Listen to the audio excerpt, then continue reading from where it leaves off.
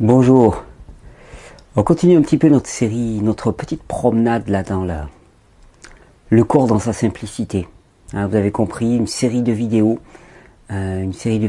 relativement courtes pour appréhender le corps d'une manière tout à fait différente. Non pas l'appréhender d'une façon spécialisée et séparative, mais plutôt l'appréhender d'une façon globale, non pas pour apporter des solutions, mais avant tout pour apporter des compréhensions sur les phénomènes, de manière à ce que chacun ensuite puisse aller chercher ses solutions qui lui sont propres et qui vont être adaptées à son cas individuel. Mais avant tout ça, il faut avoir une compréhension.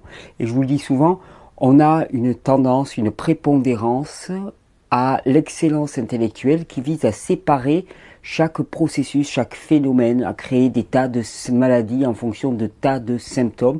L'expression des symptômes n'étant finalement que des particularismes individuels liés à l'histoire de vie, liés à l'hérédité, liés au patrimoine génétique, mais n'étant en aucun cas importante pour la compréhension du phénomène qui est en jeu. Alors, aujourd'hui, on va s'intéresser aux troubles du système nerveux. Alors, les troubles du système nerveux, vous l'avez compris, dans le corps, il y a plusieurs grands systèmes, le système respiratoire, le système cardiaque. Il y a deux systèmes qui ont une énorme importance, c'est le système endocrinien et le système nerveux. Le système nerveux, il y a toute une vidéo sur le système nerveux, entre le système nerveux central, le système nerveux périphérique, le système nerveux autonome, le système nerveux somatique ou volontaire. Donc je vous renvoie à cette vidéo qui avait été publiée je crois en octobre-novembre, quelque chose comme ça. C'est un cours assez exhaustif.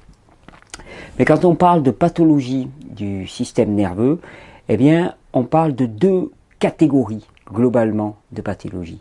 Il y a les pathologies dans lesquelles finalement il y a une atteinte objective du système nerveux et on va les appeler les maladies neurologiques. Alors qu'est-ce qu'on va avoir là-dedans? Ben, on va voir toutes les maladies neurodégénératives, Parkinson, Alzheimer en particulier. On va avoir tous les phénomènes spasmodiques, donc asthme, tétanie, spasmes divers, tous les troubles qui vont avoir des spasmes divers vont rentrer là-dedans.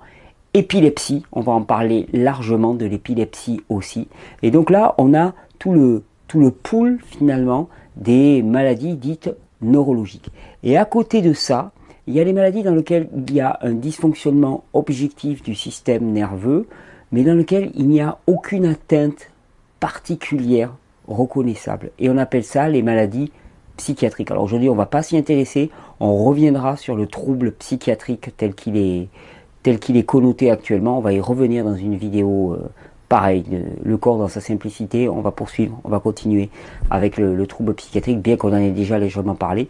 Mais aujourd'hui, on va parler des troubles du système nerveux qui correspondent aux troubles neurologiques. Alors, troubles neurologiques, qu'est-ce que ça veut dire?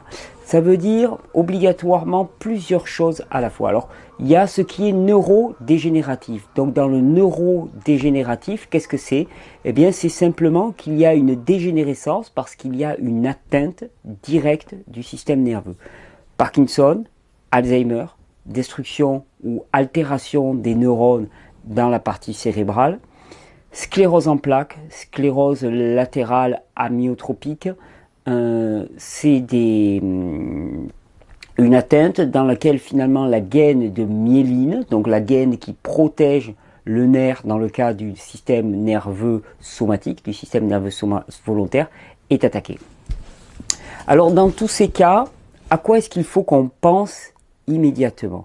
Quand on a une dégénérescence, c'est-à-dire une destruction, que ce soit de la gaine de myéline, que ce soit des neurones. Alors pour Parkinson, c'est au niveau de la partie noire là, du cortex.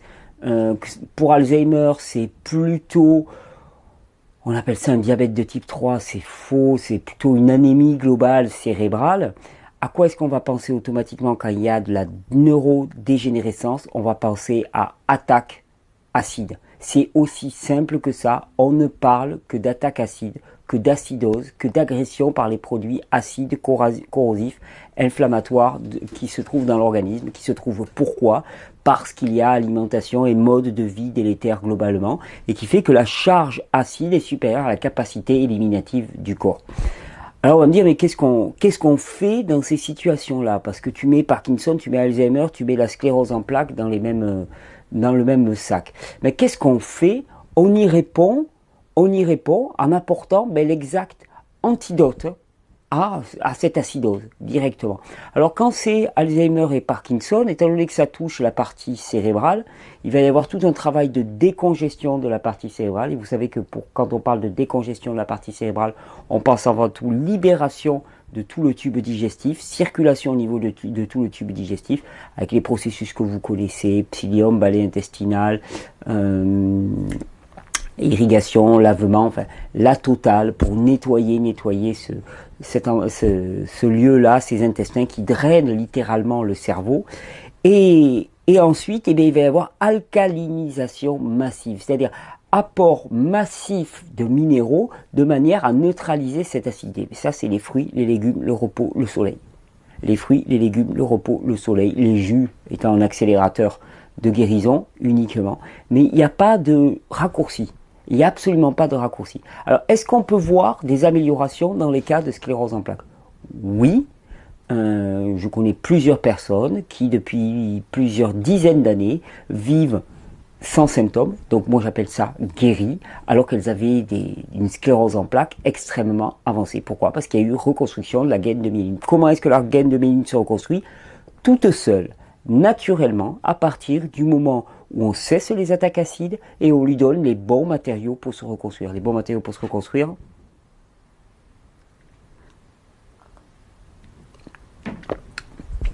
du verre, de la chlorophylle, des minéraux, des bons fruits mûris au soleil. Pour Parkinson et Alzheimer, le challenge va être un petit peu différent parce qu'en plus de l'alcalinisation, il va y avoir un gros travail de décongestion. Il faut bien penser toutes les maladies neurodégénératives dites de la vieillesse, de sénescence, comme uniquement un phénomène d'anémie cérébrale, c'est-à-dire d'engorgement cérébral massif, accumulation de matière dans la partie cérébrale qui fait que accumulation de mucus épais dans la partie cérébrale, qui fait que finalement les cellules ne sont plus correctement alimentées en oxygène, en nutriments, donc elles ne peuvent plus fonctionner, qu'elles ne peuvent plus éliminer, donc elles se font manger par leurs propres acides. Si on ajoute à ça en plus en fin de vie des glandes surrénales qui contrôlent finalement la puissance de la pompe cardiaque, des glandes surrénales qui commencent à être épuisées par toutes ces années de vie, donc qui ont du mal à combattre la gravité pour ramener le sang jusqu'à dans cette partie-là, eh bien, on a une situation d'anémie généralisée au niveau de la partie cérébrale. Donc, Parkinson, Alzheimer, particulièrement lié à cette congestion-là, particulièrement lié à la consommation de produits laitiers aussi au cours d'une vie, puisque les produits laitiers sont particulièrement congestionnants pour cette zone-là. Comment est-ce qu'on y répond? Eh bien, on y répond tout simplement alcalinisation, décongestion, alcalinisation. C'est-à-dire permettre la fonction éliminative de cette zone. Et une fois que la fonction éliminative elle est assurée, c'est-à-dire que on a drainé, on a vidé le contenu qui empêchait la nutrition normale des cellules, eh bien, apport de nutrition massif sous forme d'oxygène. Alors ça, simplement avec des exercices de respiration, avec un travail de respiration. Pour ceux qui peuvent se le permettre, alors dans ces cas-là, le bol d'air Jacquier, cette machine qui permet une hyper-oxygénation des cellules est certainement une solution extraordinaire. Elle a un coût, mais elle est extrêmement efficace pour réoxygéner toute cette zone-là. Et apport de matériaux suffisants en termes d'alcalinité. Mais c'est toujours pareil, d'abord favoriser la fonction éliminative de manière à ce qu'ensuite les nutriments puissent arriver, parce que on ne peut pas parler de renourrir les cellules cérébrales, donc de leur permettre une prolifération normale, de permettre une régénération dans cette zone-là, si on n'a pas préalablement décongestionné, parce que sinon rien n'arrivera aux cellules. C'est aussi simple que ça. Sclérose en plaques, Parkinson, Alzheimer, c'est tout sauf quelque chose d'inéluctable. C'est pas la dégénérescence à la vieillesse n'est pas quelque chose de normal, c'est quelque chose d'acquis par des habitudes de vie qui sont erronée. Une fois qu'on a commencé à drainer ça en faisant bouger sa lymphe, en prenant des plantes pour la lymphe, faire fonctionner les reins, retonifier un petit peu ses glandes surrénales, retonifier tout le système endocrinien, permettre d'épurer cette zone, et bien à ce moment-là, on va voir à nouveau des cellules repoussées. On va voir à nouveau, quel que soit l'âge, il n'y a pas de raison, on va voir des fonctions cognitives se rétablir à partir du moment où les cellules se rétabliront. À partir du moment où une cellule, on lui a permis d'éliminer et qu'elle est baignée dans un environnement alcalin dans lequel elle trouve les minéraux adéquats pour se construire, alors à ce moment-là, elle fonctionne bien, elle se multiplie de façon adéquate. Ensuite, dans les atteintes neurologiques, je vous avais parlé de tout ce qui a trait au spasmodique. Spasmodique, alors pour moi je mets dans spasmodique bien, tout ce qui est épilepsie, asthme, toute réaction dans laquelle finalement le système nerveux s'emballe. On ne sait pas trop pourquoi. Alors moi, chaque fois que je vois ça, je pense à deux choses. Je pense, minéraux, deux, glandes surrénales. Alors pourquoi les minéraux? Eh bien parce que on sait très bien qu'au niveau de la communication synaptique, les minéraux jouent un rôle prépondérant. Et donc, chaque fois qu'il y a une altération, une aberration, une anormalité au niveau de la transmission de l'influx nerveux, que ce soit une absence de transmission, que ce soit une hyper-amplification de la transmission, on pense automatiquement déséquilibre minéral dans le corps. Quand on pense déséquilibre minéral dans le corps, je vous le rappelle, qu'est-ce qui gère l'équilibre minéral? Glande parathyroïde et thyroïde, mais plus particulièrement parathyroïde à ce niveau-là pour le calcium, glande surrénale pour tous les autres équilibres minéraux. Donc la première des choses que j'irai faire, c'est à la fois retonifier tout ce système glandulaire avec les jus, des plantes adaptées pour le système glandulaire, apporter une suffisance de minéraux, donc avec des jus, des plantes, des fruits et des légumes, tout simplement. Et ensuite, l'assimilation va se faire de façon correcte parce que les glandes fonctionneront de manière adéquate et la quantité de minéraux sera assurée. De l'autre côté, les glandes surrénales contrôlent tout le système nerveux sympathique. Donc c'est elles qui vont contrôler dans la partie du système nerveux autonome, puisque quand on parle d'épilepsie, quand on parle de crise spasmodique, on parle du système nerveux autonome, celui qui fonctionne sans notre volonté, parce que si c'était avec notre volonté, on arriverait à le bloquer, à le contrôler. Eh bien, on va contrôler ces glandes surrénales, voir comment elles fonctionnent. On prend l'attention, on vérifie si les glandes surrénales sont faibles, sont littéralement des glandes surrénales qui ne verrouillent plus leur système nerveux, qui ne tiennent plus leur système nerveux sympathique. Et ça veut dire qu'on va pouvoir avoir un système nerveux sympathique qui s'emballe complètement, et c'est le phénomène auquel on assiste. Épilepsie, on a très peu d'explications pour l'épilepsie. Sauf que moi, ce que je sais, c'est que ça s'appuie toujours sur des glandes surrénales extrêmement affaiblies. Des personnes, des enfants particulièrement, qui ont des glandes surrénales extrêmement affaiblies dans leur contenu, c'est-à-dire qu'ils sont épuisés, ils sont déjà en hyperexcitation. Et donc, un événement, la moindre émotion va complètement les déborder. Ils ne vont pas réussir à les tenir. Et c'est cette émotion débordante, donc non gérée par l'ensemble des hormones, particulièrement l'adrénaline et la noradrénaline, qui sont censées réguler l'apport d'informations au système nerveux central. Eh bien, c'est ce système nerveux complètement débordé par les émotions, par les informations, par le phénomène, eh bien, qui va partir en faisant un mouvement d'hyper-amplification. C'est uniquement ça. Spasme, tétanie, à l'inverse, c'est la réaction inverse. C'est-à-dire que d'un côté, on a des réactions spasmodiques incontrôlées, de l'autre côté, on a tétanie incontrôlée, blocage incontrôlé. Ça veut dire avant tout déficit minéral et glande surrénale épuisée. Pour rétablir tout ça, vous connaissez toujours pareil, SMS, sommeil, massage, soleil. Sommeil, massage, soleil. Des fruits frais, les plantes pour les glandes surrénales vont y participer aussi, mais on ne fera pas l'économie du SMS, soleil, sommeil, massage, pour régénérer ces fameuses glandes surrénales et arriver à tenir le système. Mais au niveau neurologique, on a à peu près tout dit. Comme d'habitude, on a à peu près tout dit. Déséquilibre minéral. Si c'est le calcium, pensez glande parathyroïde. Cette zone-là étant souvent congestionnée, toujours pareil, par la consommation excessive de produits laitiers. Pour décongestionner cette zone, comme pour la partie cérébrale, ça se passe aussi au niveau des intestins. Glande surrénale, très très touchés à notre époque. Et je vous invite vraiment, pour les personnes qui connaissaient des gens qui sont sujets à des crises d'épilepsie, à des crises de spasme, à des crises d'asthme, à observer comment se déclenchent ces crises en fonction des événements extérieurs autour de la personne. Il y a quasiment toujours perceptible une émotion, un événement fort que la personne n'arrive pas à gérer pour la bonne et simple raison, eh bien qu'elle n'est pas munie des neurohormones nécessaires que sont l'adrénaline et la noradrénaline par épuisement surrénalien, tout simplement. Et donc renforcer cette zone-là, ben, c'est s'assurer que le système il va se tenir. Et d'ailleurs, on l'a tous remarqué, les crises de larmes ou les crises de panique n'étant qu'une forme atténuée de ce qui va se passer de manière plus importante dans les crises spasmodiques, on l'a tous remarqué, priver quelqu'un de sommeil pendant quelques jours, et il va être au bord des larmes, au bord des nerfs en permanence. J'ai pas dormi, je suis à fleur de peau. Pourquoi? Simplement parce que ces glandes surrénales sont vides, parce qu'on n'a pas une réserve suffisante et qu'on tient sur la nuit précédente uniquement.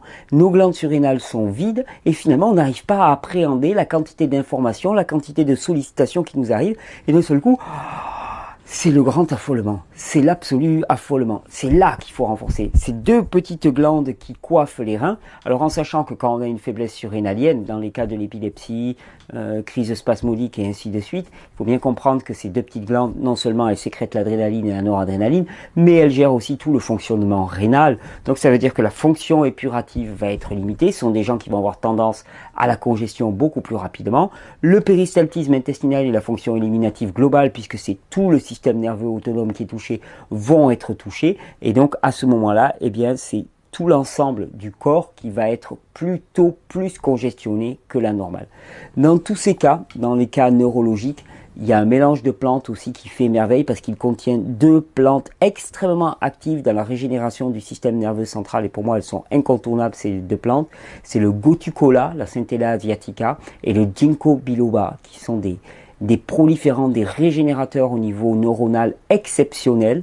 Et donc dans le mélange cerveau et système nerveux, on les retrouve par exemple, et ça va permettre de soutenir, de tonifier tout le système nerveux et de faciliter la multiplication neuronale adéquate, de faciliter le rétablissement des connexions nerveuses adéquates. Dans les cas de l'épilepsie, c'est un petit peu moins indiqué. Moi, j'irai beaucoup plus sur le renforcement des glandes surrénales et s'assurer que le contenu minéral, que le totum minéral du corps est respecté. Et l'eau de Quinton aussi peut y participer en apportant énormément de minéraux, mais en sachant bien que de toute façon on aura beau apporter autant de minéraux que l'on veut, si au niveau des glandes surrénales pour la plupart des minéraux et au niveau de la glande parathyroïde pour le calcium, eh bien le fonctionnement n'est pas adéquat finalement, eh bien on aura énormément de minéraux qui vont se balader dans le sang et qui ne pourront pas être utilisés par le corps. C'est pour ça que ces hormones, les hormones parathyroïdiennes, les hormones surrénaliennes sont aussi essentielles. L'important c'est pas ce qu'on avale, c'est ce qui va aller directement au niveau de la cellule et au niveau de la neurone. Donc vraiment ne pas se tromper de combat et ne pas se tromper de cible. Et donc vous voyez que finalement toutes ces maladies dites nerveuses ne sont finalement la plupart du temps que des maladies de la déminéralisation, de l'épuisement et de l'engorgement. Alors quand on voit les dégâts, quand on voit les troubles, quand on voit le malheur que ça peut causer chez nombre de personnes, on comprend qu'il y a vraiment urgence à changer radicalement de cap, à changer radicalement d'orientation. Une fois que vous êtes muni de cette compréhension du fonctionnement du système nerveux et de toutes les réactions spasmodiques, je dis bien toutes les réactions spasmodiques, il y a un phénomène que j'ai oublié d'ailleurs, une fois que vous êtes muni de cela, eh bien, il est aisé de trouver les solutions adéquates. Déminéralisation, reminéraliser. À chacun de trouver ses solutions, mais il est certain que c'est en tapant dans le règne végétal cru que vous allez trouver les meilleures sources de minéraux. Glandes surrénales épuisées, eh bien, régénération des glandes surrénales. Sommeil, massage, soleil, toutes les techniques qui vont permettre de la relaxation vont y participer. Je vous ai dit que j'avais oublié une chose, c'est que je me plaçais dans un contexte idéal. Je vous disais que par exemple, tous les phénomènes d'épilepsie et ainsi de suite, il y avait une faiblesse des glandes surrénales, et une déminéralisation. Et je vous disais, c'est quand il y a une perturbation extérieure, émotionnelle et ainsi de suite, qu'il peut y avoir finalement amplification et perte de contrôle du système nerveux. Il y a une autre chose qu'on a complètement oubliée, c'est les perturbations, on va dire, pas externes, mais passer par l'alimentation. On ne mesure pas à quel point les excitants alimentaires, et particulièrement les produits protéiques complexes qu'on ingère de nos jours, au premier rang desquels le gluten, sont des perturbateurs massifs du fonctionnement du système nerveux. Et je pense aux crises d'épilepsie, je pense aux crises de tétanie chez les enfants. Elles sont grandement liées à la corrélation entre un état déminéralisé des glandes surrénales fatiguées et là-dessus vient s'ajouter la perturbation, l'inflammation, l'agression liée aux produits complexes dont le gluten en particulier, aux produits protéiques complexes dont le gluten en particulier. Et donc ils vont faire cette réaction de suramplification, donc en auto-empoisonnement par les produits que nous consommons. Au final, on en reste dans une perturbation extérieure mal gérée par des glandes surrénales épuisées, mais cette perturbation extérieure, elle est alimentaire, elle n'est pas émotionnelle, elle n'est pas verbale, elle n'est pas physique, elle est alimentaire. Et donc quand on me pose la question, j'ai vu passer cette question récemment de savoir, il y avait quelqu'un qui me demandait si ça, pour sa nièce, est-ce que le gluten pouvait être à la base, pouvait expliquer une partie des réactions de tétanie? Oui, sans hésiter. Oui, sans hésiter. Pourquoi? Parce que le gluten est un produit extrêmement irritant pour le système nerveux. Une fois qu'on est muni de toutes ces compréhensions, eh bien on arrive à comprendre, à agir et à être efficace. C'est-à-dire qu'on est sorti d'une compréhension intellectuelle et on rentre dans une compréhension efficace pour aider tous ceux qui souffrent, pour aider ses proches, pour s'aider soi-même, à rétablir un fonctionnement adéquat du système nerveux. Minéralité, glande surrénale bien costaude, et là tout de suite vous avez un système nerveux qui fonctionne de manière adéquate. Bonne régénération!